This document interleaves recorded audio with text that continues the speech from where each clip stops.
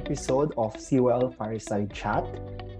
I'm Charles and I'll be your host for today.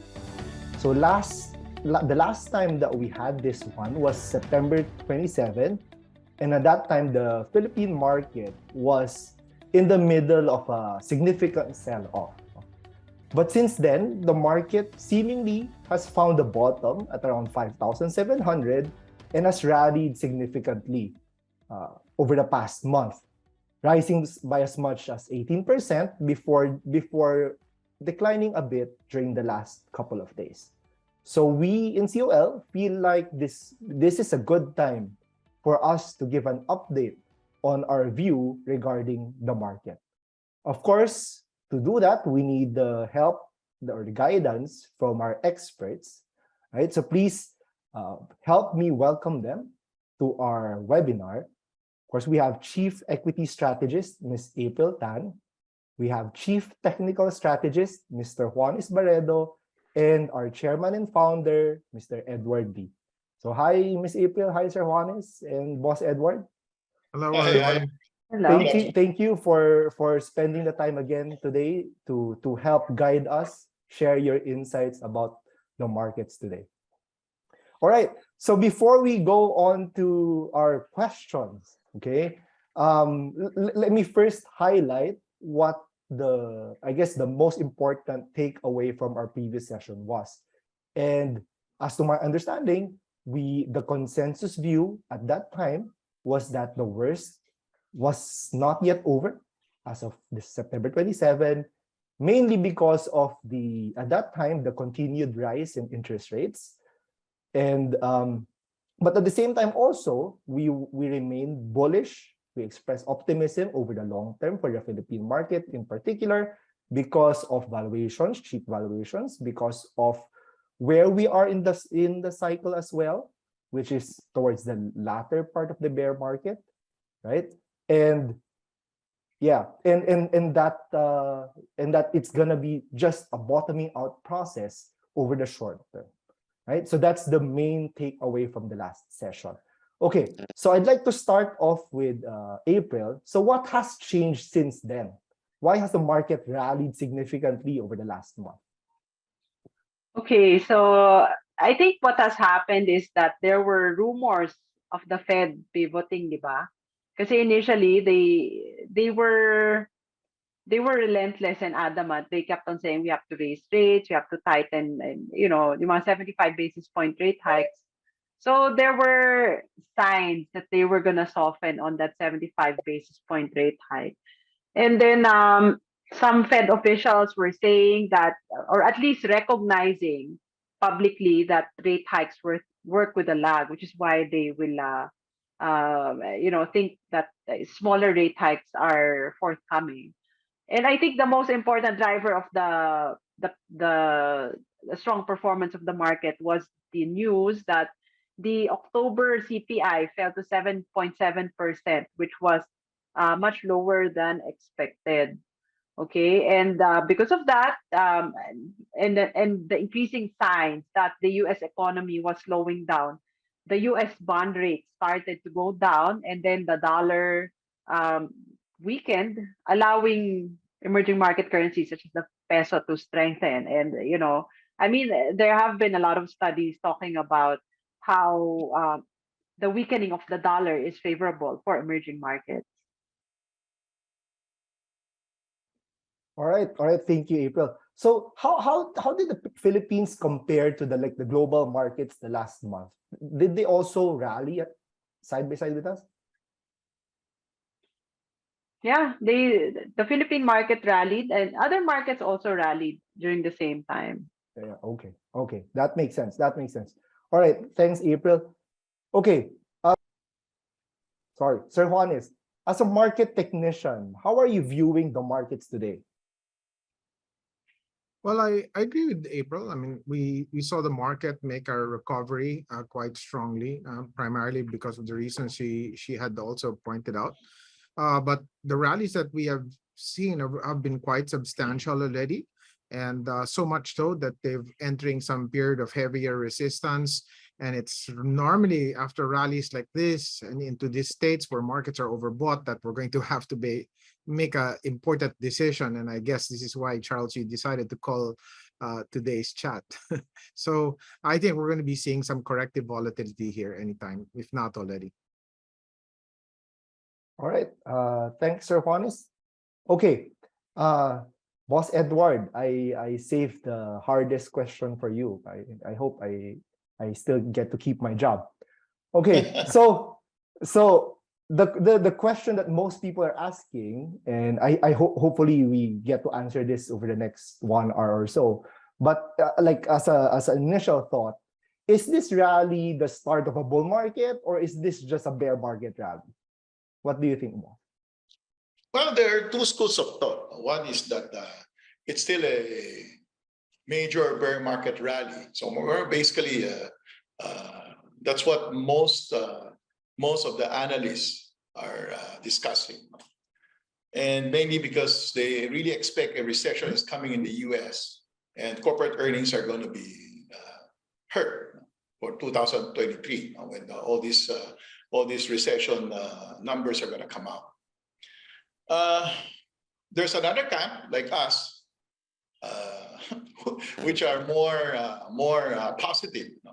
That we believe that we have seen the bottom, and this is the beginning of what we call a stage one. Stage one is basically a accumulation stage, wherein you have to understand in the stage one it's really just a buy low, sell high strategy that we are recommending rather than anything else.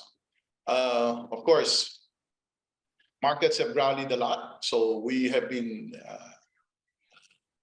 telling a lot of our investors to top slice.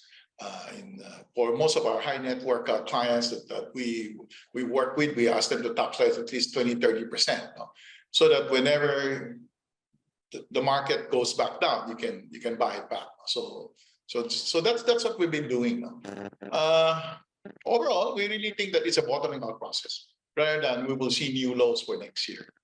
Because like I would believe that I think John Maynard Keynes always says that bull market starts with extreme pessimism. So we are now basically going up on skepticism because of all the headwinds that are still out there, right? Recession fears, China just pivot last week. So we're seeing huge rallies also in China.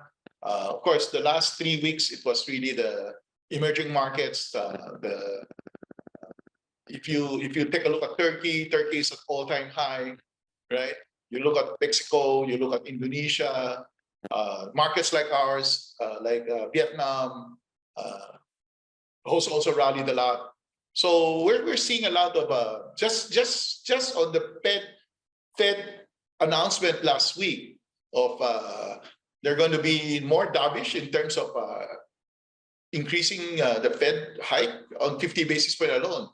I really believe that, I mean, of course, the market is overbought, right? I would really believe that just by doing that, you can see a lot of these other instruments, a lot of these other, for example, those dark art issues, the innovation issues that has gone down 80-90% have started rallying from the bottom. So you can see even the Bitcoin basically rallied, the gold rallied. So all the different instruments vis-a-vis the US dollar, the weakening of the dollar created all this huge rally that we're seeing, right?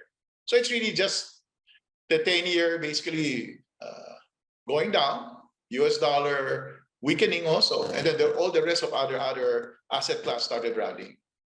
So, but of course, as it rallies,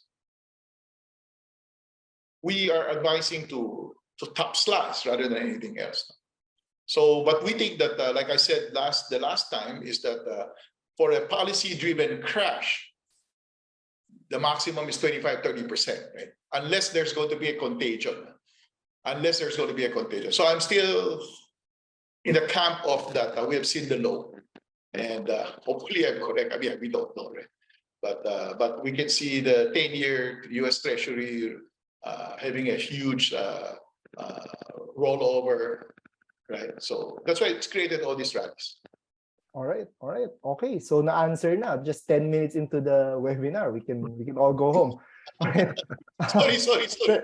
Yeah, it's good. It's good. Yeah. So Juanis, I believe because Boss Edward mentioned about the bottoming out process. Yeah. I believe you have something for us here regarding the Yes. how bottoming out the process works.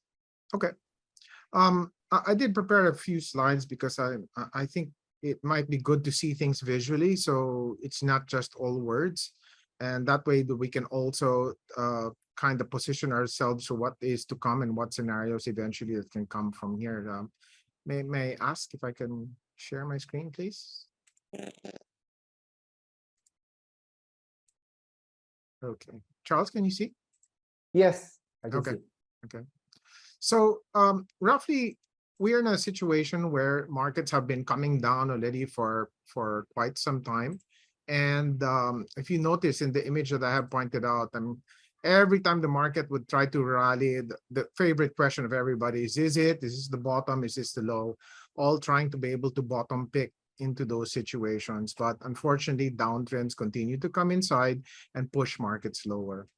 But this time around, we've seen some change. As markets were coming down, we've seen a downtrend line break. We've had a nice big rally just recently in the last couple of months. And we've seen that the lows seem to be flattening off. And normally, this is where we would see signs of a possible bottom coming in. The red dot you see here roughly is where we are today. So what I think would happen is the market will go through a period of consolidation, and we may I'll leave maybe a little room that the market can still try to rally one more time. But although I really feel that we're overbought, and this might cause some resistance problems where we are. But eventually, what would happen after we consolidate for a while, and maybe it's even possible we could come down closer to where we were before in the last low, but not break it.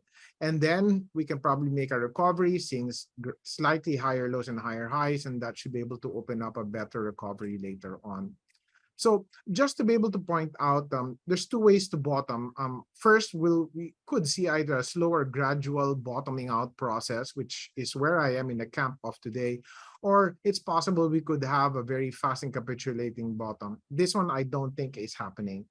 And the reason why I'm anticipating that it'll be more protracted and generate, for example, bottoming out patterns like rectangles, rounding bottoms, square root bottoms, or slow W-like bottoms. This is like what happened in BDO. You see this gradual turnaround, and then eventually it pulled up higher lows again, and eventually this managed to be able to work itself higher. And I think we're in a situation that we might be able to see many issues that could try to imitate any one of these particular types of patterns. And the reason I think it will probably be protracted is because the headwinds are still there. They've not all gone away, but as our chairman managed to be able to mention to you earlier on, a lot of things are starting to ease off, for whether it's the interest rates, oil is also quite down already. Bond yields have also managed to be able to taper. The less hawkish stand of the Fed, all coming inside. And these are, although not finished, are signs that things perhaps are starting to be able to simmer.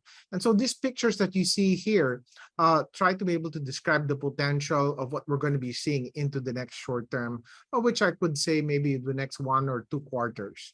And that would be, this is where we are, where the red dot is. And here are the possibilities of a potential double test, or maybe a rectangular base, or maybe a square root like consolidation that may come in after the rally that we have seen.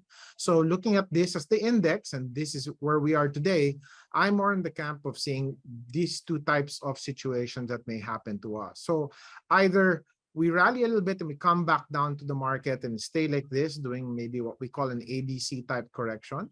And that maybe extend itself off to time, maybe into a number of weeks, maybe even a few months, and then eventually level off again and generate a higher low than what we saw here back in October. I don't feel that we should be heading back into this area anymore.